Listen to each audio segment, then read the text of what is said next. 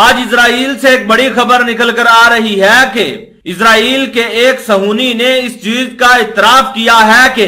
اس بار جو غزہ اور اسرائیل کے درمیان جنگ ہوئی تھی، اس جنگ میں اسرائیل نہیں جیتا بلکہ غزہ والے جیتے ہیں۔ انہوں نے اس چیز کی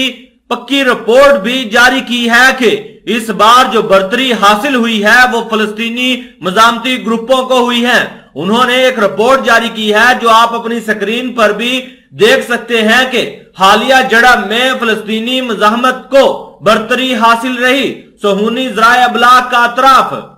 صہیونی ذرائع ابلاغ نے فلسطینیوں کے ساتھ اپنی حالیہ جھڑپوں میں ان کی برتری کا اعتراف کیا ہے۔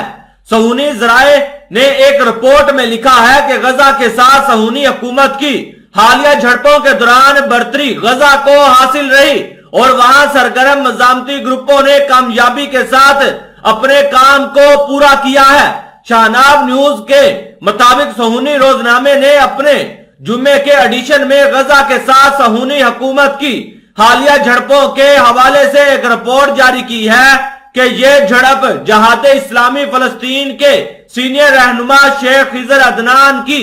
صہیونی ریاست میں شہادت کے بعد شروع ہوئی، جس میں غزہ میں سرگرم مزاحمتی جوانوں نے مقبوضہ فلسطین میں صہیونی بستیوں پر راکٹ اور میزائل داغ دیے تھے۔ صہیونی اخبار نے یہ اعتراف کیا ہے کہ اس بار کے ٹکراؤ میں حماس اور جہاد اسلامی کے منصوبہ بندی اور ان کی پیش گوئیاں کامیاب رہی ہیں۔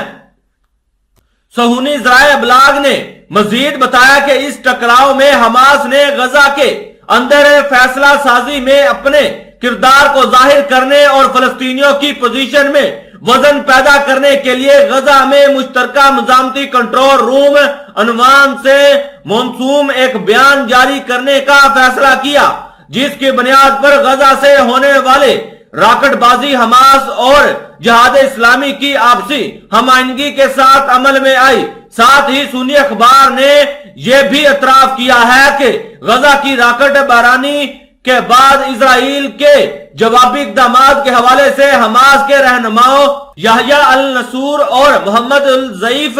کے اندازے بھی درست ثابت ہوئے، جس میں انہوں نے کہا تھا کہ صہیونی حکومت کا جواب مختصر اور محدود ہوگا، جبکہ جہاد اسلامی فلسطین نے واضح طور پر یہ اعلان کیا تھا کہ وہ شیخ خضر عدنان کی شہادت کا جواب ضرور دیں گی۔ واضح رہے کہ ناجائز صہیونی حکومت کی غزہ کے ساتھ 87 گھنٹوں تک جاری رہنے والی جھڑپ میں 100 سے زائد راکٹ غزہ سے مقبوضہ علاقوں کی جانب فائر کیے گئے، جس کے بعد غاصب صہیونیوں کے درمیان خاصا خوف و ہراساں پھیل گیا تھا اور وہ اپنی پناہ گاہوں میں گھسنے پر مجبور ہو گئے تھے۔ دوسری طرف انہوں نے بتایا کہ فلسطین کی تحریک مزاحمت کے نوجوانوں نے گزشتہ ایک ہفتے کے دوران مقبوضہ بیت المقدس اور غرب اردن کے مختلف علاقوں میں غاصب صہیونیوں کے خلاف ریکارڈ توڑ 241 کارروائیاں انجام دی۔ ان کارروائیوں میں فائرنگ، پیٹرول بم کا استعمال اور شدید جھڑپیں شامل ہیں۔ اس کے علاوہ اسرائیل کے ایک ڈرون اور صہیونی فوجیوں کی 4 بختر بند گاڑیوں کو بھی فلسطینی نوجوانوں نے تباہ کیا۔ قابل ذکر ہے کہ 31 مارچ سے 6 اپریل تک غاصب صہیونیوں کے خلاف 338 کارروائیاں انجام پائی ہیں، جن میں 3 صہیونی ہلاک اور 41 زخمی ہوئے، جبکہ ادھر 11 فلسطینی شہید ہوئے۔ اس خبر